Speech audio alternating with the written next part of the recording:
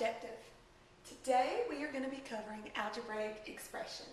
There's a few definitions I want you to know before we get started. Many of these things I'm sure you've heard before.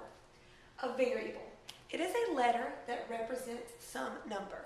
You can really use any letter of the alphabet. We could use A, B, C, even F. These are all letters that represent some number, some unknown quantity. A constant is definition number 2. A constant is a quantity that doesn't change. All I mean by that is a number. For example, 12. 12 is a number. For example, 4. 4 is a number. Those are constants. If you have 4, you have 4. Definition number 3, algebraic expression. Algebraic expressions contain one or more variables, operation symbols, and constants. So, algebraic expressions generally have 3 things. They don't always have to have those 3 things, but generally they do. Again, a variable is a letter that represents a number. Operations, you'll remember those are addition, subtraction, multiplication, and division. Could have one or more of those. And a constant, or a number.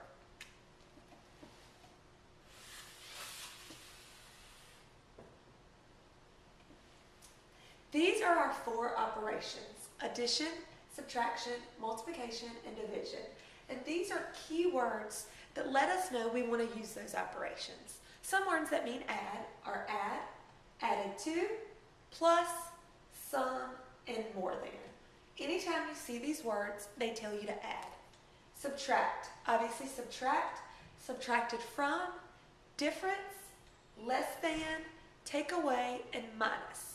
If you're finding the difference of something, you're subtracting 2 things. Multiplication. Keywords are times, multiplied by, and the big one is product.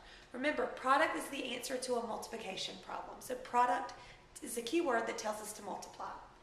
Finally, division. Divided by and quotient. Quotient is the answer to a division problem. So if we're finding the quotient of something, we're dividing 2 things and finding the answer. These are all keywords that tell you to multiply, subtract, add, and divide.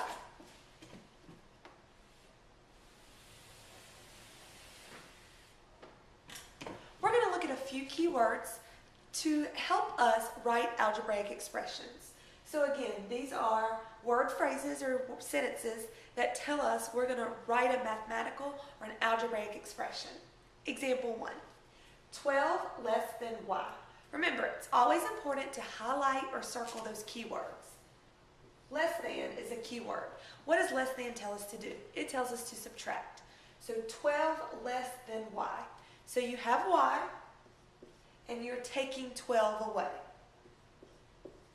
12 less than y tells us to subtract. Number 2, the quotient of m and 5. The key word here is quotient. What does quotient tell us? It tells us to divide. So the quotient of m and 5. There's a few ways to write this. Normally you would do m divided by 5, and that is correct. But as we're in our algebra unit, we want to move toward writing it in a different way. There's something else that also represents division. M over 5, m divided by 5. A fraction bar also means quotient or divided by.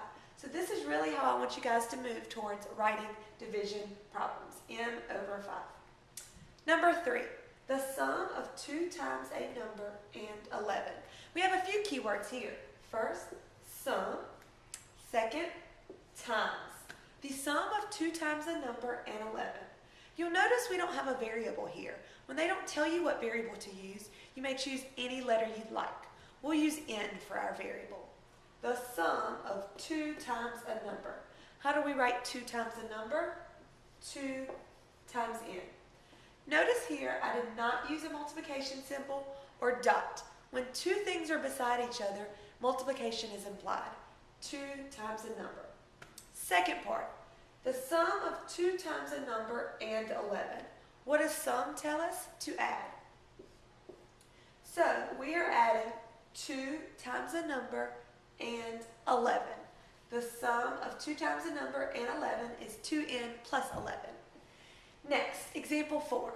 The difference between a number and 7. Difference, tells us to subtract between a number and 7.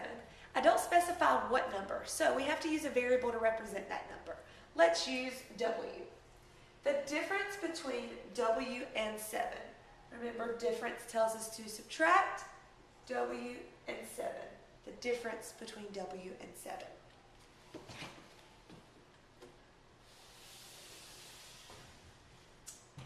Our last two examples are more like word problems. They're longer sentences that explain how to write an algebraic expression. Number 5. Miss Pearson is 1 year younger than Mr. Pearson.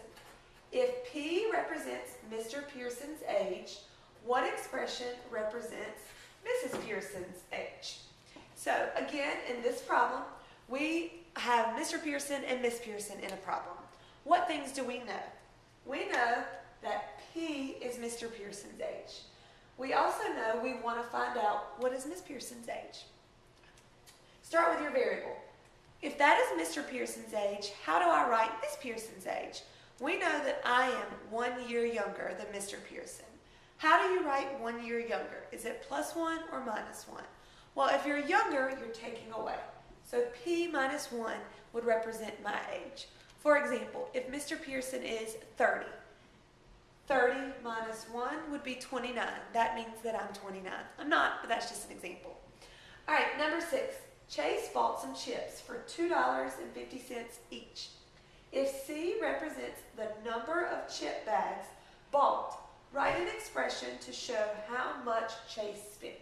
So, looking here at keywords, what is Chase doing? He's buying bags of chips. So, C represents the number of chip bags he buys, and they are $2.50 each. So if we have 1 bag of chips, it would be $2.50. So you do 250